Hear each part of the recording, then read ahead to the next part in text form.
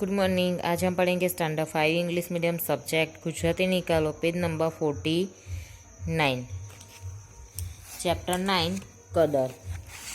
હવે એમાં આપણે જોયું હતું કે કેસરીઓ હોય છે રસ્તેથી જતા પહેલાં છોકરાના અવાજ સાંભળે છે તો રસ્તામાં ઊભો રહી જાય છે અને એનું લેનું હોય છે એ ચૂકવી દે છે અને જે મરાઠા હોય છે એ એની પ્રામાણિકતાને જોઈ રહે છે કેસરિયાની। ત્યાં સુધી જોયું છું। હવે આગળ જોઈશું। સદાય ખુમારીમાં તરબોળ રહેતા રાઘોબાના મનમાં કાઠિયાવાડી પાઘડીવાળો વાલો કોતરાઈ ગયો। એટલે આજે પાઘડીવાળો હતો કોણ? કેસરીયો। એ રાઘોબાના મનમાં કોતરાઈ ગયો। પછી પૂછે છે તમારું નામ? નામ ભગવાનનું, કામે ભગવાનનું।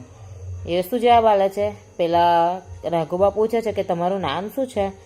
તો કેસરીયો જવાબ આલે છે કે નામ ભગવાનનું, કામે ભગવાનનું। બોલીને ઘોડે ચડીને હાલવાની તૈયારી કરતા કેસરિયાના ઘોડાની વાઘ પકડીને જુવાન મરાઠો બોલ્યો। એટલે એવું જવાબ આપે છે કે નામે ભગવાનનું અને કામે ભગવાનનું। જ્યારે પેલો કાઠિયાવાડી હોય છે પગડીવાળો કેસરીયો એના મનમાં કોતરાઈ જાય છે। કોની મનમાં?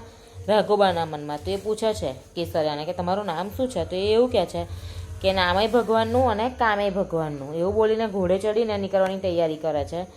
ત્યારે પેલો જે હોય છે એ ઘોડાની વાઘ પકડી લે છે અને એ મરાઠો બોલે છે તમારું નામ ઠામ ન આપો તો તમને મારા જ છોકરાના સમજે। એવું કહે છે કે તમે તમારું નામ ઠામ મીન્સ કે નામ ઠેકાણું ના આપો તો તમને મારા છોકરાના સોગન છે એવું કહે છે। લાચાર બનેલા વાલાએ બે બોલ કીધા। સમ આપ્યા એટલે આ કેસરીયો છે એ લાચાર બની ગયો અને એને પાછા બે બોલ કીધા એટલે એનું નામને એવું કહી દીધું। કીધું કે મારું નામ વાલો કેસરીયો, મારું નામ કેસરીયો છે। ગામ મારું ગરણી, મારા ગામનું નામ ગરણી છે। અમરેલી પરગણાની, અમરેલીનું છે। લ્યો રામે રામ, લ્યો રામ રામ કરીને નીકળ્યો। બોલીને વાલાએ ઘોડાને હાંકી મૂક્યો। એવું બોલીને ઘોડાને જવા દીધો। મરાઠાના છોકરાના આંછું લૂછીને નીકળેલા કેસરિયાએ રનોલીમાં એક ઘોડો વેચીને વાટ ખર્ચી કાઢી લીધી।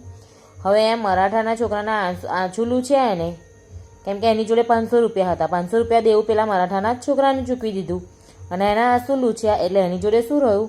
કશું નહીં। એટલે એને શું કર્યું? રનોલી નામના ગામમાં એક ઘોડો વેચીને એની રસ્તાનો જે ખર્ચો હતો વાટ ખર્ચી એ કાઢી।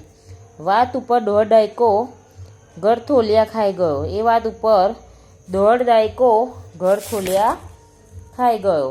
કોણ? કેસરીયો। ગરણી ગામમાંથી પ્રભાતના તેજ પથરાવા માંડ્યા છે। ગરણી ગામ છે તે સવાર, પ્રભાત એટલે કે સવારના તેજ પથરાવા માંડ્યા છે। કરનુકીના લીલા કુંજારા કાંઠા ઉપર બેઠેલા ભગવાન ગણેશ્વરના મંદિરમાં બ્રાહ્મણોના મંત્રોચ્ચાર ગુંજી ઉઠ્યા છે। કરનુકીના લીલા કુંજાર કાંઠા ઉપર બેઠેલા ભગવાન, કરનુકે છે તે લીલા કુંજાર કાંઠા ઉપર ભગવાન બેઠેલા છે। કયા ભગવાન? ગણેશ્વર। તો એના મંદિરમાં બ્રાહ્મણોના મંત્રોચ્ચાર ગુંજી ઉઠ્યા છે। બ્રાહ્મણ બોલી રહ્યા છે એ મંત્રો આખા મંદિરમાં ગુંજી ઉઠ્યા છે। ખીલેથી છૂટીને ઢોર ધનમાં જઈ રહ્યા છે। ખીલેથી છૂટીને ઢોર ધનમાં જઈ રહ્યા છે એટલે ખીલેથી છૂટીને ઢોર ચરવા માટે જઈ રહ્યા છે। બરાબર એવે ટાણે ગામમાં અમરેલીના 10 ઘોડેસવાર દાખલ થયા। સવારના પહોરમાં જ વટ ટાઈમે ભગવાનની પૂજા થઈ રહી છે। ગરણી ગામમાં પ્રભાતના તેજ પથરાવા માંડ્યા છે એટલે સૂર્યના કિરણો આવવા માંડ્યા છે। એ વટ ટાઈમે કમ્પ્લેટ અમરેલીના 10 ઘોડેસવાર દાખલ થાય છે। ક્યાં? ગરણી ગામમાં। કદાવર કાયારાજના પોશાકમાં ઢંકાઈ ગઈ છે। કદાવર કાયારાજના પોશાકમાં ઢંકાઈ ગઈ છે। દરેકના ખભામાં જામનગરી ઝંઝાળિયું ઝૂલતી આવે છે। બધાના ખભામાં એ જે આવે છે એમના ખભામાં જામનગરી ઝંઝાળિયું ઝૂલતી આવે છે। મોં ઉપર પંથ કાપ્યાની ધૂળની જન ઉડેલી છે। મોં ઉપર જે રસ્તો કાપીને આવ્યા છે અને એની જે ધૂળ ઉડી છે એ દેખાઈ રહી છે। આંખીમાં રતાશ ફૂટેલી છે। એમની આંખો છે એમાં રતાશ ફૂટેલી જોવા મળે છે। માથા ઉપરના સાફાના ખાખી છોગા પવનમાં ફગફગી રહ્યા છે। એમનું જે માથું છે એની ઉપર ખાખી છોગા ફગફગી રહ્યા છે, પવન આવે છે એમ હલી રહ્યા છે। અણધાર્યા રાતનું સિપાયું ગામમાં આવેલા ભાડી માણસો હેબતાબ થઈ ગયા। અણધાર્યા લોકો ગામમાં સિપાહીઓ આવી ગયા છે એટલે એ બધું જોઈને માણસો હિપતાપ થઈ ગયા છે। વાલા કેસરિયા નામનો માણસ ક્યાં રહે છે? સિપાહીએ પૂછ્યું. એક સિપાહી હોય છે એવું પૂછે છે કે વાલા કેસરિયા નામનો માણસ ક્યાં રહે છે? એટલે જે વાલો કેસરિયો છે એ ક્યાં રહે છે એવું એક સિપાહી પૂછે છે. બાપુ, આથમના બારનું ખોરડું કપાય એનું. શું જવાબ આપે છે કે આથમના બહારનું ખોરડું કપાય એનું. આથમની સાઈડમાં જે ઘર આવે છે એ કેસરિયાનું છે. આંખના પલકારામાં ઘોડાઓ વાલાની ડેલી આગળ આવીને ઊભા રહ્યા. આંખના પલકારામાં એટલે કે થોડી જ વારમાં ઘોડાઓ તે વાલા એટલે કે કેસરિયાની ડેલી એટલે કે દરવાજા આગળ આવીને ઊભા રહ્યા.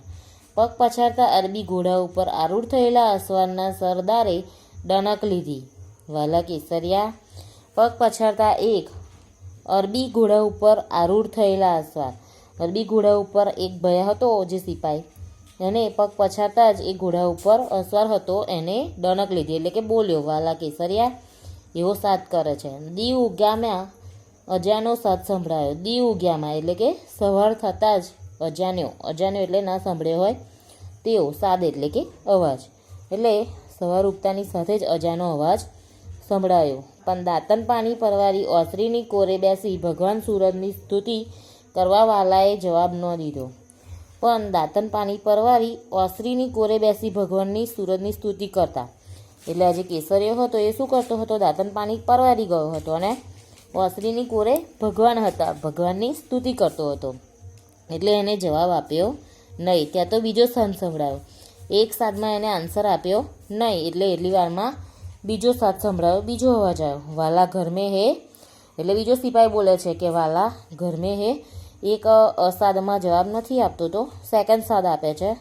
બીજો વોઇસ આવે છે કે વાલા ઘર મેં હે, ઘરમાં છું એમ. તો પણ કંઈ કેસરીયો હોય છે એ કંઈ આન્સર આપતો નથી. બીજા સાદે પછવાડાના વાડામાં વાસીદું કરતા કેસરિયાના ઘરવાળા આવીને બોલ્યા. બીજા સાદે એટલે પહેલો સાદ આપે છે કે વાલા કેસરિયા નામનો માણસ ક્યાં રહે છે? તો કોઈ આન્સર આપતું નથી. તો સેકન્ડ બોલે છે વાલા ઘર મેં હે એટલે એવો પ્રશ્ન પૂછે વાલા ઘરમાં છું, તો પણ કોઈ જવાબ તો શું કરે છે? એ કેસરિયાની વાઈફ હોય છે.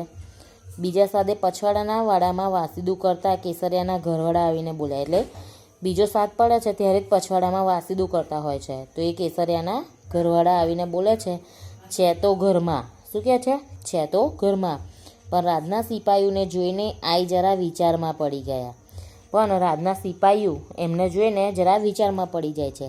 7 પેઢીમાંય રાજાના સિપાહીઓ આ આંગણે આવ્યાનું જાણ્યું નથી. આ શું? એટલે એવું કહે છે કે 7 પેઢી ગતી રહી પણ અત્યાર સુધી કોઈ દિવસ રાજાના સિપાહીઓ આ આંગણે આવ્યા નથી, આવ્યા હોય એવું જાણવામાં આવ્યું નથી. તો આ શું છે એવો ક્વેશ્ચન કરે છે. હવે આજે આટલા સુધી જોઈશું. નેક્સ્ટ આગળનું પછીના પીરિયડમાં. Okay, thank you.